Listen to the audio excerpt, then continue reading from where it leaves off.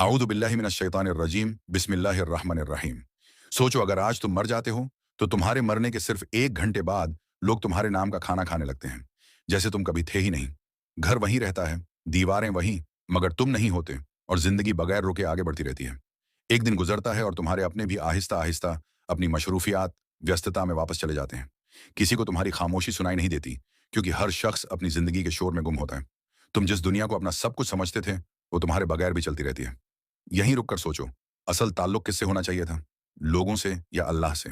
वही अल्लाह जो तुम्हें हर लम्हा देख रहा था, जो तुम्हारी हर खामोश दुआ सुन रहा था, जो तुम्हें कभी नहीं भूलता, चाहे पूरी दुनिया तुम्हें भूल जाए। हम सारी जिंदगी लोगों को खुश करने में लगा देते हैं, मगर जिस रब ने हमें पैदा किया, उससे ताल्लुक कमजोर रह जाता है। एक हफ्ता गुजरता है और तुम्हारी जगह पर कोई और आ बैठता है। तुम्हारी कुर्सी, तुम्हारी जगह, सब बदल जाता है। तुम्हारी चीजें समेटी जाती हैं, कुछ बांट दी जाती हैं, कुछ खत्म हो जाती हैं, जैसे तुम कभी किसी के थे ही नहीं। एक महीना गुजरता है और तुम्हारी कमी एक आदत बन जाती है। लोग तुम्हें याद तो करते हैं, मगर अब वो दर्द भी हल्का हो चुका होता है। दुनिया किसी के लिए नहीं रुकती, और फिर एक साल तुम सिर्फ एक याद बन जाते हो, एक पुरानी कहानी जिसका जिक्र भी आहिस्ता आहिस्ता खत्म हो जाता है।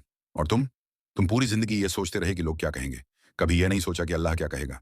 सच ये है कि कयामत के दिन न वो लोग साथ होंगे जिनके लिए तुमने खुद को बदला, न वो आवाजें जो तुम्हें डराती रहीं। वहां सिर्फ तुम होगे और तुम्हारा रब, तुम्हारे अमाल, कर्म, तुम्हारी नीयतें और तुम्हारा सच। इसलिए लोगों के लिए नहीं, अल्लाह के लिए जियो। अपने दिल को उससे जोड़ो जो कभी तुम्हें नहीं छोड़ता। नमाज, दुआ, सच्चाई, यही असल सरमाया, पूंजी है। क्योंकि दुनिया तुम्हारे ना होने से कभी नहीं रुकती, मगर अगर तुम अल्लाह से दूर होकर जियोगे तो असल खसारा, नुकसान वही है।